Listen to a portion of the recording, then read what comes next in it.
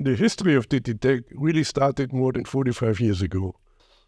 It's a time when I was working at First Alpina, as you mentioned, as a manager of process control. I realized that at that time, the design and implementation of embedded system was more or less an ad hoc endeavor. There was no solid theory or engineering guidelines behind such a design. So when I had the chance to move to the University of Berlin in 1978, then the idea was to go into the foundations of embedded systems, and we found out that the real foundation is a proper consideration of time. Time must be a first-order citizen in any design, and this idea of the importance of time has been carried through the last 40 years up to even today, and I can give you examples of even today, and it's important to recognize that in embedded systems that change the world, so to speak, as time progresses, time is a first-order citizen.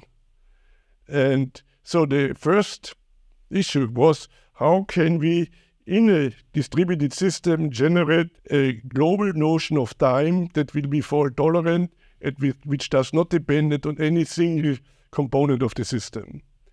And this took us, I would say, 10 years to investigate, and we found algorithms that you could solve this problem, that you can build a time base that will withstand the failure of any one of its components.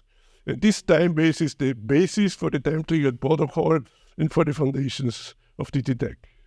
For me, it was basically, in a way, quite similar journey than what Professor Kopetz, what Hermann put. So I was already working for 10 years in industry, and I saw the state of art in the industry is really unsatisfactory in terms of a systematic approach to highly dependable computing systems.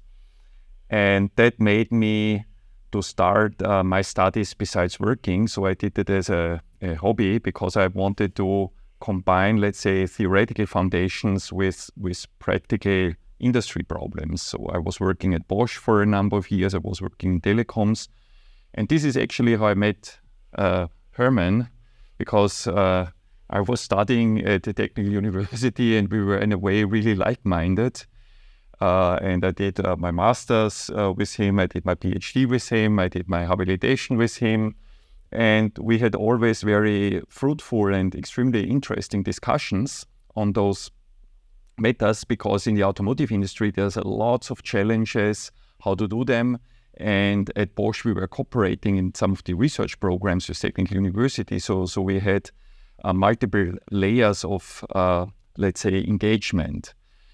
And as some of the research programs, especially the TTA program, Time-Triggered Architecture, and X-by-Wire program, became quite successful and we saw industry interest on those technologies, then we had this discussion, so how to move on. Yeah, so there are basically two ways to move on. Yeah, one way would be the way to do nothing and wait. Yeah, what's happening? Yeah, so not taking an active part in shaping the future. Or the other would be to take the technology, because there were patents already filed by Hermann, and drive this really to bring this technology to a company. And so we took the decision to do the latter, and this is when I met Georg, actually on a trip from a research group that was combined with a skiing event. So we did some great skiing and had some great discussion. And this was, in a way, in Garmisch-Partenkirchen, a very formative moment where we said, okay, let's tackle this and let's go in startup mode and drive forward. So in the early days of TTTech, I was just finishing my diploma thesis on the Technical University of Vienna. So here I already got in contact with TTP. So my diploma thesis was about fault injection in a software-based end system, TTP end system. So, and my supervisor was Professor Andreas Steinier, and he got me in contact with Stefan Poledna. So, and then I had an appointment with Stefan at the university, and he showed me a piece of paper with a block diagram of containing a TTP controller and two microcontrollers from Motorola. And he simply asked me, can you build this hardware? And I said, yes, of course I can, And so I started as employee number 4 at TTTech.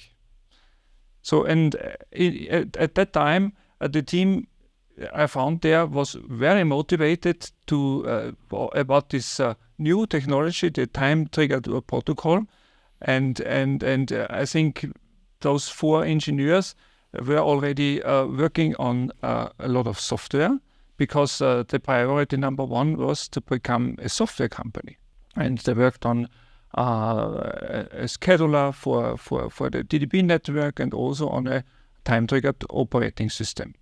But of course, there is no software without hardware, and so we developed a lot of hardware.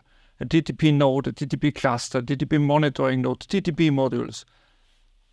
Everything was TTP inside. And then, in 2001, we founded TT Control, and there the company was about 50 employees, and there were 4 hardware engineers. And for off-highway, for TT Control, we designed the first off-highway ECU. And of course, with TTP inside. So the customers liked the ECU, but they had no clue what to do with TTP. The off-highway market was just introducing CAN as their communication network. And but what we learned at that is that the customers need safety to control their machines. And therefore, we developed the first functional safety relevant ECU for the off-highway market. And this was finished 2003. So these were the first years of my history in TTTech.